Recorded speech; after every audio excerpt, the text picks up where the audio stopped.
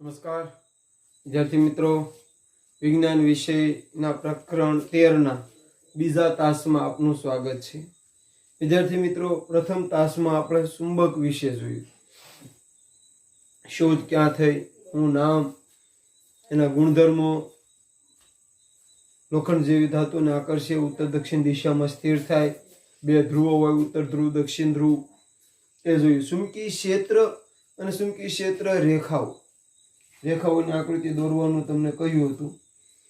ચુંબકીય ક્ષેત્ર તો ચુંબક છે એની આજુબાજુના વિસ્તારમાં એનું ચુંબકીય બળ લાગતું હોય, આ જે વિસ્તાર છે એનું ચુંબકીય ક્ષેત્ર કહેવાય. જેમ આપણું ઘર હોય એ આપણો એક વિસ્તાર કહેવાય, એમ ચુંબકનું ચુંબકીય બળ જેટલા વિસ્તારમાં લાગતું હોય એ વિસ્તારને ચુંબકીય ક્ષેત્ર કહેવામાં આવે. એની વ્યાખ્યાજી કે ભાઈ ચુંબકની આસપાસના જેટલા વિસ્તારમાં ચુંબકીય બળ અનુભવાતું હોય, જોવા મળતું હોય, લાગતું હોય એ વિસ્તારને ચુંબકીય ક્ષેત્ર કહેવામાં આવે.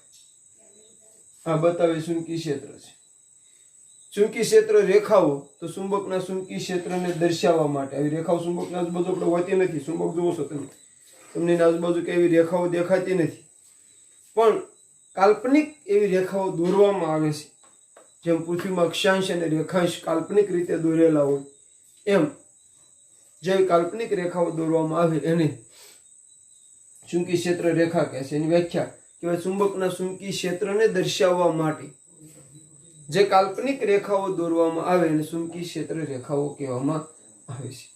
તો આ બાબતો વિશે આપણે જોયું હતું. લોખંડના ભૂકાવાળો પ્રયોગ કે ભાઈ સૌ પ્રથમ આવું એક ઉઠવી લો ડ્રોઈંગ બોર્ડ, એની ઉપર લોખંડનો ચુંબક મૂકો, એની ઉપર લોખંડનો ભૂકો ભભરાવો, પછી એને આંગળી વડે આમ ટકોરામાં તો તમને લોખંડનો ભૂકો ચુંબકની આજુબાજુ એક ચોક્કસ ભાતમાં ગોઠવાઈ ગયેલો જોવા મળશે.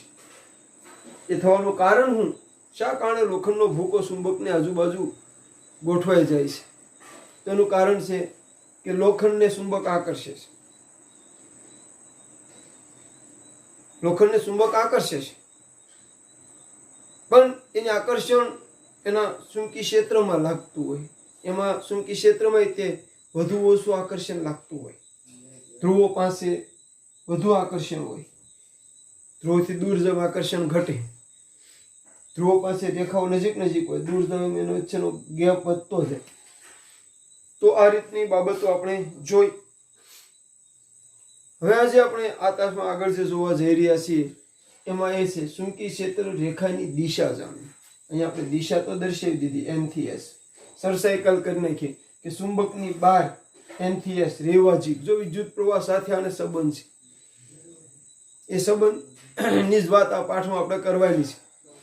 વિદ્યુત પ્રવાહમાં તે ધન થી ઋણ, અહીંયા N થી S રેવાજીક દિશા છે, અંદર S થી N, અંદર S થી N, બહાર N થી S. તો આ દિશા કેમ નક્કી કરી? તો અહીંયા તમે બે આકૃતિ જુઓ છો. આ દોરેલી આકૃતિ છે, મેન પ્રવૃત્તિની આકૃતિ આ છે, અને નામ આપવું હોય તો તમે આપી શકો AB. તો તમે આકૃતિ એ જુઓ. પેલા આકૃતિનું વર્ણન ઝડપથી સમજી લઈએ કે ભાઈ સૌ પ્રથમ એક આવું ડ્રોઈંગ બોર્ડ લો, એના ઉપર એક ચુંબક મૂકો. ચુંબકના N ધ્રુવની નજીક, આમાં N અને S આપેલા છે, કદાચ તમને બતાતા હશે. અહીંયા N ધ્રુવની નજીક એક કંપાસ મતલબ હોકાયંત્ર મૂકો. તો હોકાયંત્ર છે એના N અને S કઈ રીતે ગોઠવે એનું અવલોકન કરો. N ને S કઈ રીતે ગોઠવે, જો આ તમે પ્રયોગ કરો ને એ રીતે કલ્પના કરશો તો તમને પ્રયોગ આવડી જશે, પ્રવૃત્તિ આવડી જશે. અને આ પાઠમાં પ્રવૃત્તિ વધારે આવવાની છે. ફરી એક વખત જો.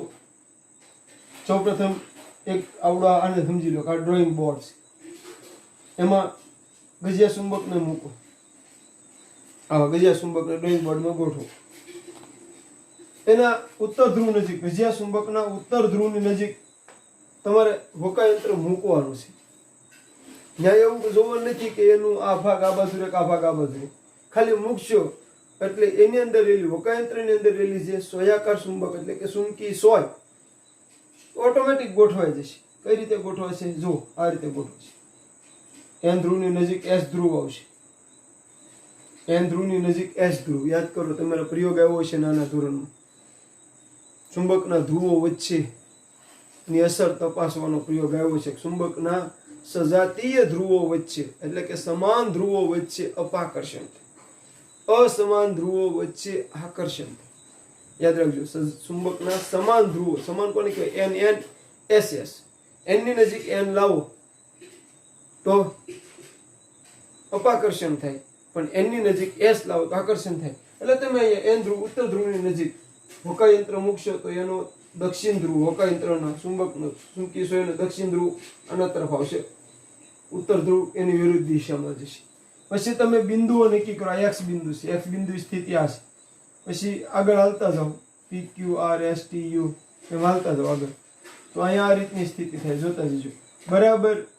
જ્યાં ચુંબકને સમાંતર ગોઠવશો તમે હોકાયંત્ર, તો ચુંબકી સોય છે એ ચુંબકને સમાંતર રહેશે આ રીતે.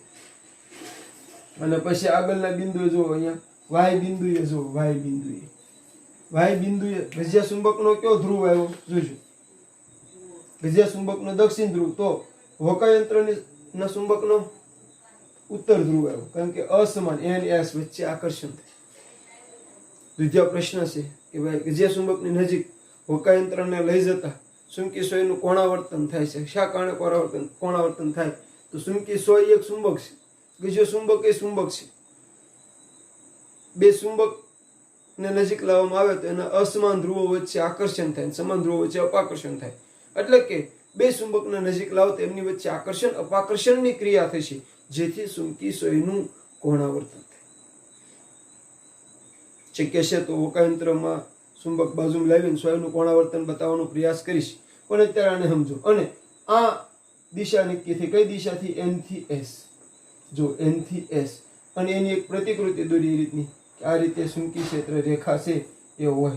જો ઘણા બાળકો અહીંયા એવી ભૂલ કરે, અહીંયા આમ યારો કરે, અહીં આમ યારો કરે, એરોની દિશા બદલે ઘણા બાળકો, પણ નહીં. એન થી એસ તરફ જતી દિશા, અહીંયા પણ જોજો અંદર જતી દિશા છે, અહીંયા બહાર નીકળતી દિશા છે. તો આ પ્રવૃત્તિ છે. હવે એને આપણે લેખિત સ્વરૂપ આપવું હોય તો હું ટૂંકમાં લખું છું, તમારે એને વિસ્તૃત મુદ્દા રૂપે લખવું પડશે કે ભાઈ સૌ પ્રથમ એક ડ્રોઈંગ બોર્ડ લો, સૌ પ્રથમ એક ડ્રોઈંગ બોર્ડ લો, ડ્રોઈંગ બોર્ડ લો, તેના પર એક ગજિયા ચુંબકને ગોઠવો. ગજિયા ચુંબકની ગજિયા ચુંબકના ઉત્તર ધ્રુવ નજીક, ગજિયા ચુંબકના ઉત્તર ધ્રુવની નજીક એક કંપાસ મતલબ હોકાયંત્ર ગોઠવો. એક હોકાયંત્ર ગોઠવો. હોકાયંત્રની ચુંબકીય સોયનું જોજો, હોકાયંત્રની ચુંબકીય સોયનું અવલોકન કરો.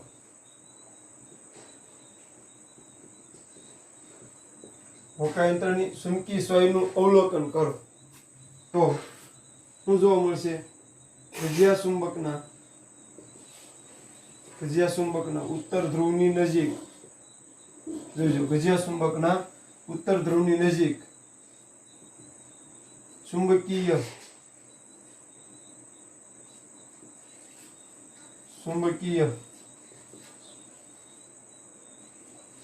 સોય નો દક્ષિણ ધ્રુવ ગોઠવાશે. ચુંબકીય સોયનો દક્ષિણ ધ્રુવ ગોઠવાશે. પછી આકૃતિમાં દર્શાવ્યા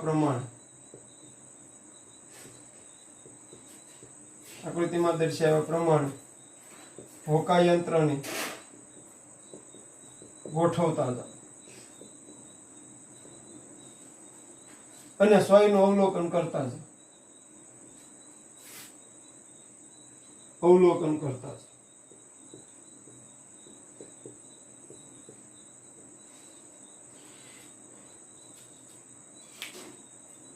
અવલોકન કરતા જાઓ.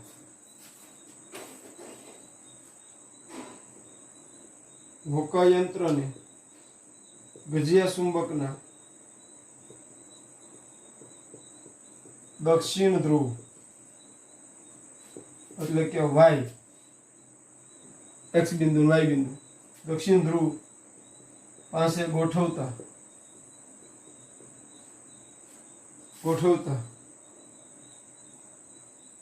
ચુંબકીય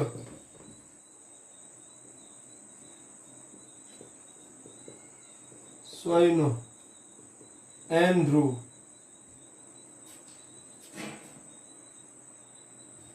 ગજિયા ચુંબકના એસ ધ્રુવની નજીક જોવા મળશે. આ પ્રવૃત્તિ એનું અવલોકન હું છું તો અવલોકન જોઈએ કે ભાઈ ગજિયા ચુંબકની નજીક ઉત્તર ધ્રુવની નજીક હોકાયંત્રને ગોઠવતા હોકાયંત્રનો દક્ષિણ ધ્રુવની નજીક ગોઠવાશે અને ગજિયા ચુંબકના દક્ષિણ ધ્રુવની નજીક હોકાયંત્રને ગોઠવતા હોકાયંત્રનો ઉત્તર ધ્રુવ વિરુદ્ધ તેની નજીક ગોઠવાશે. પણ આનું તારણ હું છું, આનું તારણ એ આકૃતિ કે ભાઈ પ્રવૃત્તિ પરથી સ્પષ્ટ છે કે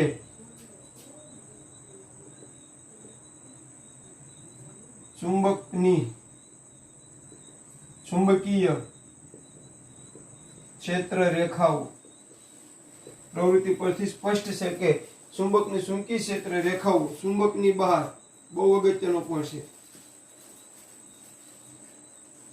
ઉત્તર ધ્રુવમાંથી નીકળી દક્ષિણ ધ્રુવ તરફ જાય છે અને ચુંબકની અંદર એસ થી એન તરફ ની દિશા હોય છે.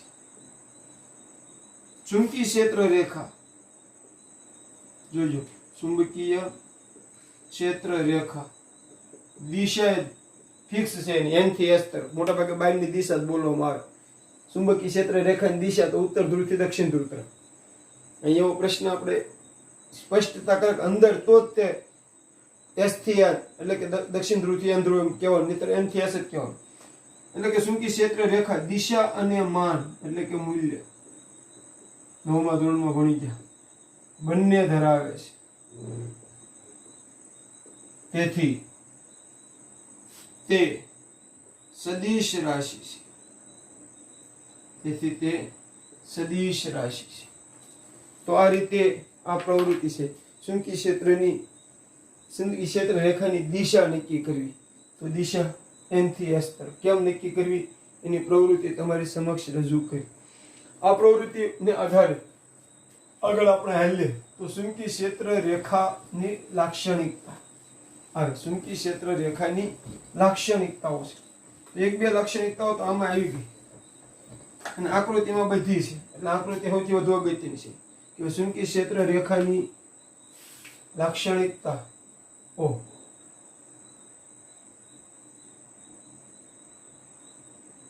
ચુંબકીય ક્ષેત્ર રેખાની લાક્ષણિકતાઓ તો પહેલી આવી હતી ભાઈ ચુંબકીય ક્ષેત્ર રેખા ચુંબકની બહાર જોજો ચુંબકીય ક્ષેત્ર રેખા ચુંબકની બહાર ઉત્તર ધ્રુવથી દક્ષિણ ધ્રુવ તરફ ચુંબકીય ક્ષેત્ર રેખા ચુંબકની બહાર ઉત્તર ધ્રુવથી દક્ષિણ ધ્રુવ તરફ અને અંદર એસ થી એન સંજ્ઞામાં લખું છું તરફ હોય છે. આમ ચુંબકીય ક્ષેત્ર રેખાઓ બંધ વક્રો રચે છે. બંધ વક્ર. આમ જો તમે જુઓ તો વક્ર થઈ ગયો બંધ વક્ર. આને જુઓ બંધ વક્રો રચે છે. બીજું ચુંબકીય ક્ષેત્ર રેખાઓ દિશા અને મૂલ્ય બંને, ચુંબકીય ક્ષેત્ર રેખાઓ દિશા અને મૂલ્ય બંને ધરાવે છે, એટલે તે સદિશ રાશિ છે. સદિશ અને અદિશ રાશિ વિશે તમે શીખી ગયા છો. પછી ચુંબકીય તમે આકૃતિ જોઈને નક્કી કરી શકશો. ક્ષેત્ર રેખાઓ ક્યારેય એકબીજાને છેદતી નથી. જોજો, ચુંબકીય ક્ષેત્ર રેખાઓ ક્યારેય એકબીજાને છેદતી નથી. આકૃતિ બારીકાઈથી જોશો તો ખ્યાલ આવશે. જો છેદે તો હોકાયંત્રની સોયને એક બિંદુએ બે દિશા બતાવવી પડે, એટલે શક્ય નથી. એટલે ચુંબકીય ક્ષેત્ર રેખાઓ ક્યારેય એકબીજાને છેદતી નથી. અને ચોથી, ચુંબકીય ક્ષેત્ર રેખાઓ જ્યાં નજીક હોય ત્યાં ચુંબકીય બળ પ્રબળ હોય છે. એટલે કે ચુંબકીય ક્ષેત્રની તીવ્રતા વધુ હોય એમ. ચુંબકીય ક્ષેત્રની તીવ્રતા વધુ હોય છે. સામાન્ય રીતે ધ્રુવો પાસે N અને S ધ્રુવો પાસે ચુંબકીય ક્ષેત્ર રેખાઓ, સામાન્ય રીતે ધ્રુવો પાસે ચુંબકીય ક્ષેત્ર રેખાઓ નજીક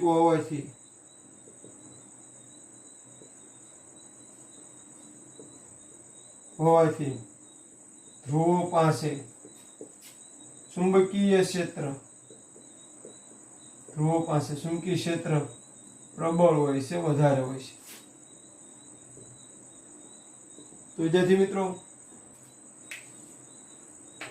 ચુંબકીય ક્ષેત્ર રેખાઓની લાક્ષણિકતાઓ આકૃતિ ઉપરથી છે. ધ્રુવો પાસે તમને વધારે નજીક દેખાશે. અહીં જો ગેપ છે, એટલો ગેપ અહીં નથી, એટલે અહીંયા ચુંબકીય ક્ષેત્ર પ્રબળ હોય. આકૃતિ જોઈને તમે નક્કી કરી શકશો કે ચુંબકીય ક્ષેત્ર રેખાઓ એકબીજાને ક્યાંય છેદતી નથી. N માંથી નીકળીને S માં જાય બહાર, અને અંદર S થી N તરફ, એટલે બંધ વક્રો રચે છે. દિશા અને મૂલ્ય બંને છે, એટલા માટે સદિશ રાશિ છે. તો એની લાક્ષણિકતાઓ થઈ, આ એની પ્રવૃત્તિ થઈ. વિદ્યાર્થી મિત્રો, ખાસ એક બાબત, મેન આપણો પાઠનું નામ હતું વિદ્યુત પ્રવાહની ચુંબકીય અસર. સોરી, ટાઇટલમાં ભૂલ થઈ ગયેલી છે. વિદ્યુત પ્રવાહની ચુંબકીય અસર, તાપીય અસરની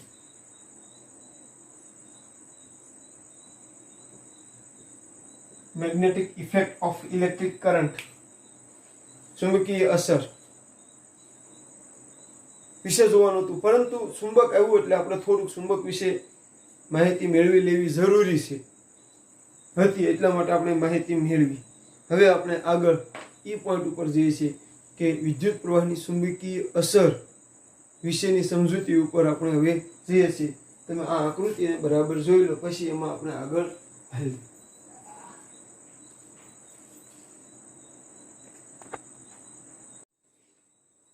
તો વિદ્યાર્થી મિત્રો, આગળ ચુંબક વિશે જાણકારી મેળવ્યા પછી હવે આપણે જે પાઠનું મેઇન ફોકસ છે, પાઠ જેના માટે છે, એ વાત છે વિદ્યુત પ્રવાહની ચુંબકીય અસર. તો આપણે શરૂઆતમાં વાત કરી ગયા કે આ ઘટનાની શોધ થઈ તે પહેલા વિદ્યુતને સ્વતંત્ર માનવામાં આવતું હતું અને ચુંબકને પણ સ્વતંત્ર માનવામાં આવતું હતું. પરંતુ ઓર્સ્ટેડ નામના વૈજ્ઞાનિકે 1920માં જે એક પ્રયોગ કર્યો અને એના ઉપરથી જે આ અસર નોંધાણી, એના ઉપરથી આ બે રાશિઓ જે સ્વતંત્ર હતી, વિદ્યુત અને ચુંબક, એનો સમન્વય છે. અને એના સમન્વયનો ઉપયોગ કરીને આજે ઘણા બધા સાધનોનો ઉપયોગ આપણે કરીએ છીએ. મોટર, જનરેટર, મોટર એટલે electric motor, generator, TV, computer, આ બધામાં આ સિસ્ટમનો ઉપયોગ થાય છે. અને એ માટે આ ત્રણ આકૃતિ સમજવી જરૂરી છે. આકૃતિ એ, બી અને સી, એટલે કે આ એ, આ બી અને આ સી. પણ આપણે સ્ટેપ બાય સ્ટેપ આગળ વધીએ. પછી હું તમને આકૃતિ સમજાવું કે ભાઈ ઈસવીસન 1920 ઓસ્ટેડ નામના વૈજ્ઞાનિકે સૌ પ્રથમ વિદ્યુત પ્રવાહની ચુંબકીય અસર નો અભ્યાસ કર્યો. જોજો, યાદ રાખજો, વિદ્યુત પ્રવાહની ચુંબકીય અસરનો સૌ પ્રથમ અભ્યાસ એણે કર્યો. એટલા માટે જ તે ચુંબકીય ક્ષેત્રની તીવ્રતાનો એકમ ઓસ્ટેડ આપવામાં આવ્યો છે. ચોપડીમાં વિશેષ જાણકારી તરીકે આપ્યું છે. એના ફોટા સાથેની માહિતી પણ આપી છે. ફરી એક વખત યાદ રાખો, ઈસવીસન 1920 ઓસ્ટેડે સૌ પ્રથમ વિદ્યુત પ્રવાહની ચુંબકીય અસરનો અભ્યાસ કર્યો. હવે એને આ અભ્યાસમાં શું કર્યું? તો પહેલી વાત તો મેં તમને પ્રથમ તાસમાં કહ્યું હતું કે આ એને મળેલી એક ગોડ ગિફ્ટ છે. મતલબ કે અચાનક થઈ ગયેલી શોધ છે, પણ એનું માઇન્ડ સંશોધનાત્મક હતું. જો યાદ રાખજો, હાવ એમને ક્યારેય કોઈને મળી જતું નથી. મેળવવા માટે હંમેશા પ્રયત્ન કરવો પડે છે. હા, તમારો પ્રયત્ન પૂરતો થાય ત્યારે ઘણી વખત એવી અચાનક રીતે તમને મળ્યું હોય એવો અહેસાસ થાય, પણ એ પાછળના તમારા પ્રયત્નો ઘણા હોય છે. તો ઓસ્ટેડ નામના વૈજ્ઞાનિક જે પ્રયોગ કરતા હતા, આપણે પહેલા તાસમાં જોયું, કોલેજના એક પ્રોફેસર હતા અને બાળકોને એનો વિદ્યુત પ્રવાહને લગતો કોઈ પ્રયોગ કરીને સમજાવતા હતા. પણ એના ફળશ્રુત રૂપે હોકાયંત્ર સદનસીબે ત્યાં રહી ગયું અને પછી એને આ દિશામાં સંશોધન કર્યું અને 1920 એને આ સન્માન.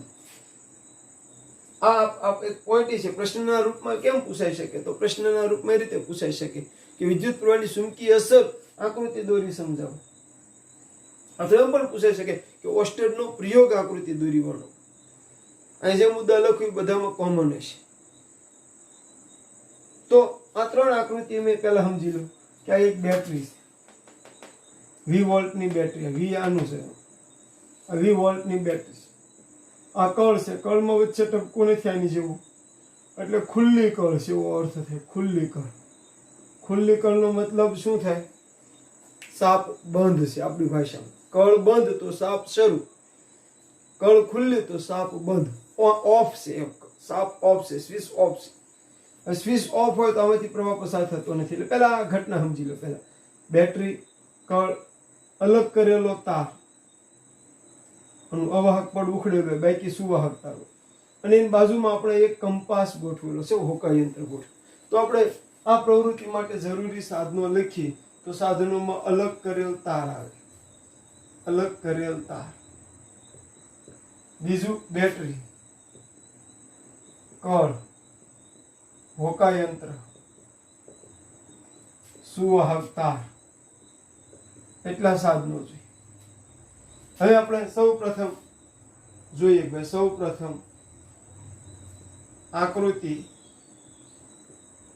એમાં આકૃતિ જોતા જજો. દર્શાવ્યા મુજબ વચ્ચે વાત કહી દઉં છું કે મોટા ભાગે એવું જોવા મળ્યું છે, જાણવા મળ્યું છે કે બાળકોને આકૃતિ યારે વાંધો. પણ મારા એટલા અનુભવના આધારે હું એવું કહું કે કોઈ પણ પ્રશ્નમાં આકૃતિ આવતી હોય તેમાં અગત્યનો પોઈન્ટ આકૃતિ. તો એ આકૃતિ એમાં દર્શાવ્યા મુજબ જોજો. સૌપ્રથમ આકૃતિ એમાં દર્શાવ્યા મુજબ એક તાંબાના અલગ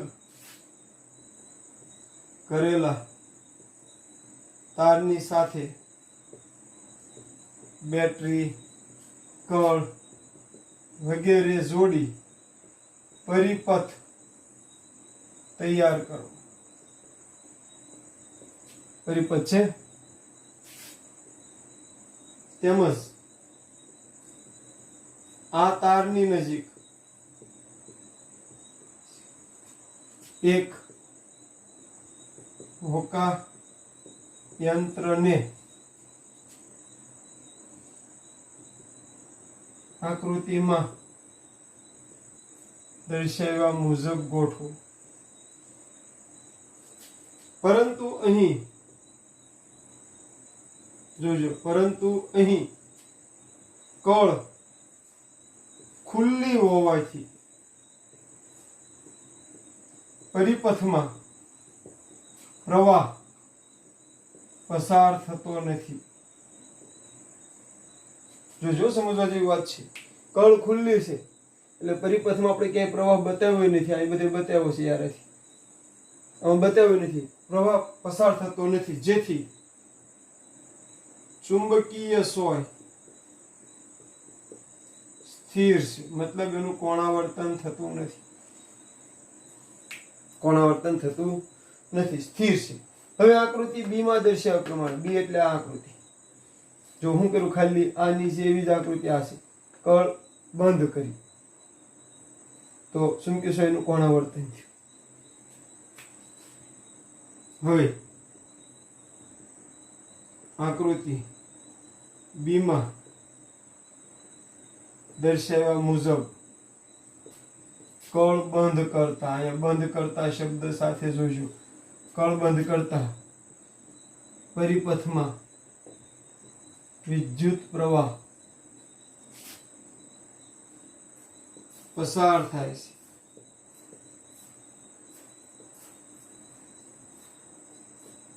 જેથી ચુંબકીય સોયનું કોણાવર્તન થાય છે. કોણાવર્તન એટલે ફરે. જો આ ચુંબકીય સોય કેમ હતી, અહીંયા કેમ થઈ ગઈ? અહીં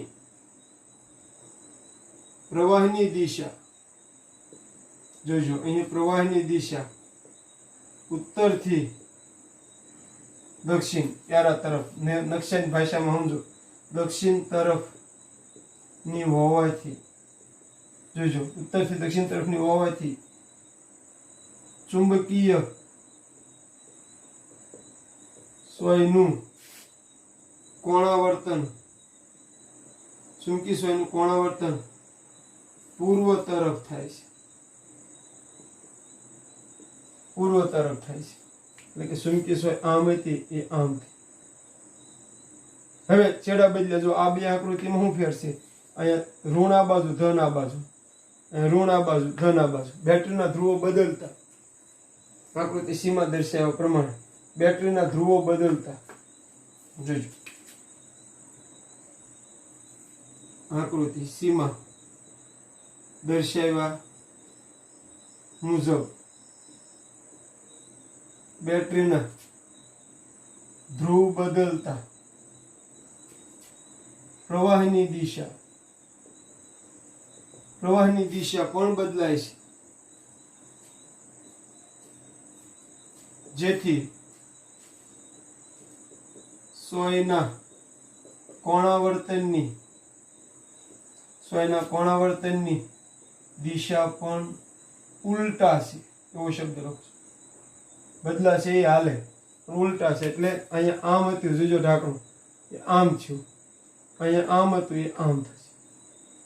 સોયની દિશા પૂર્વ તરફ, અહીંયા પશ્ચિમ તરફ. અહીંયા તમે મુદ્દો લખશો, હું નથી લખતો, કે ભાઈ અહીં પ્રવાહની દિશા દક્ષિણથી ઉત્તર તરફની હોવાથી ચુંબકીય સોયનું કોણાવર્તન પશ્ચિમ તરફ થાય છે. એવો એક મુદ્દો અહીંયા આવશે જે તમારે લખવાનો રહેશે.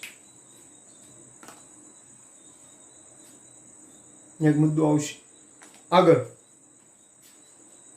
આમ પ્રવૃત્તિ પરથી સ્પષ્ટ થાય છે કે વાહક તારમાંથી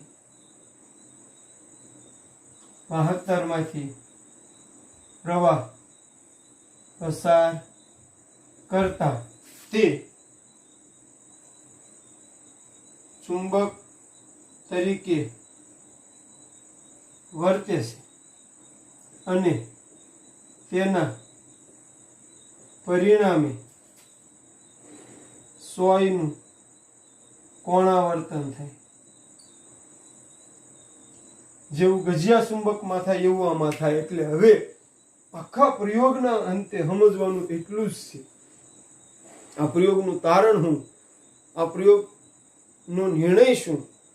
તો કે ભાઈ જ્યારે કોઈ પણ વાહક તારમાંથી વિદ્યુત પ્રવાહ પસાર થાય, એવું નહીં આ તો અલગ કરેલો બતાવો, પણ અહીંથી વિદ્યુત પ્રવાહ લો તો આ ચુંબક તરીકે વર્તે છે, પણ એની ઉપર અવાહક પડ હોય છે.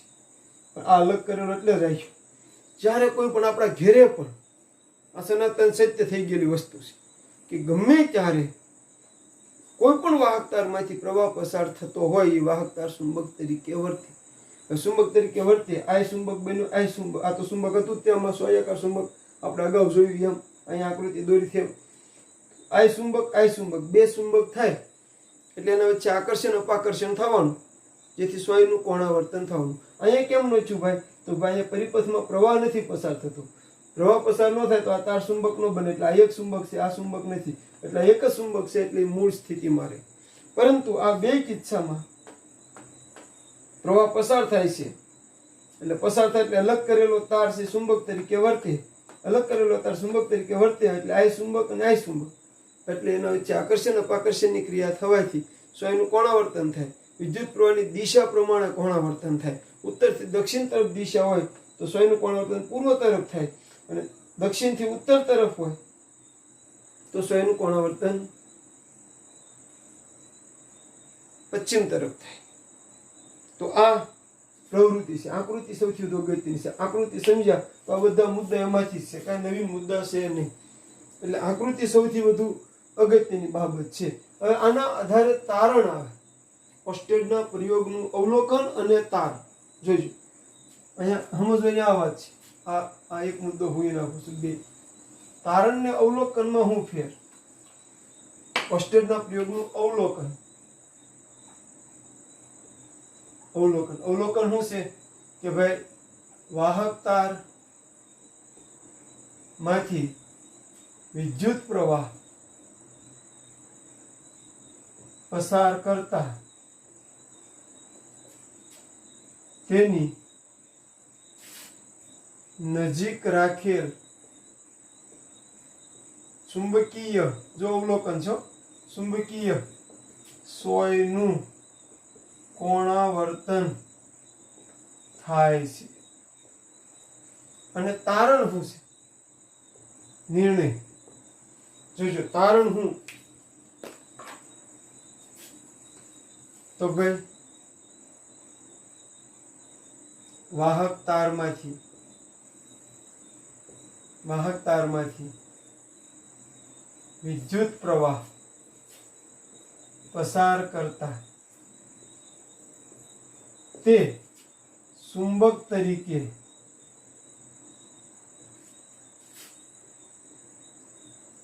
વર્તે છે અને તેની આસપાસ ચુંબક હોય તો ચુંબકી ક્ષેત્ર હોય. આપણે ભણી ગયા ને હમણાં, એટલે જ પહેલા ચુંબક વિશે સમજો. અને તેની આસપાસ ચુંબકીય ક્ષેત્ર જોવા મળે છે અથવા રહેલું છે. આ એનું તારણ છે, આ એનું અવલોકન છે. ફરી વાર આખો પ્રયોગ સમજવા માટે આ ત્રણ આકૃતિ સમજવી જોઈશે કે ABC. આ શું છે? કળ ખુલ્લી છે એટલે પરિપથમાં પ્રવાહ પસાર થતો નથી, અને અલગ કરેલ તારની બાજુમાં રાખેલ ચુંબકીય સોય સ્થિર છે, એનું કોણાવર્તન નહીં થાય. અહીંયા કળ બંધ કરી એટલે પ્રવાહ પસાર થાય એટલે ચુંબકીય સોયનું કોણાવર્તન થશે. અહીંયા પણ થશે. બેમાં દિશા ઉલટાવેલી છે. તો આ રીતની વાત થઈ. હવે આગળ જોઈએ આપણે તાસ 2 નું ગૃહ કાર્ય. તાસ 2 નું ગૃહ કાર્ય. તાસ 2 ના ગૃહ કાર્ય. પહેલો પ્રશ્ન, ચુંબકીય ક્ષેત્ર રેખાઓની દિશા જાણવાની પ્રવૃત્તિ લખો. બીજો પ્રશ્ન, ચુંબકીય ક્ષેત્ર રેખાઓની લાક્ષણિકતાઓ. ત્રીજો પ્રશ્ન, વિદ્યુત પ્રવાહની ચુંબકીય અસર પ્રયોગ દ્વારા સમજાવો. અને ચોથો પ્રશ્ન 8 SW પ્રશ્ન. ફરીવાર આકૃતિ જેટલી બધામાં સમજશો એટલું સરળતા રહેશે. અહીં એટલું રાખીએ છીએ, આગળ આપણે પછી જોઈશું.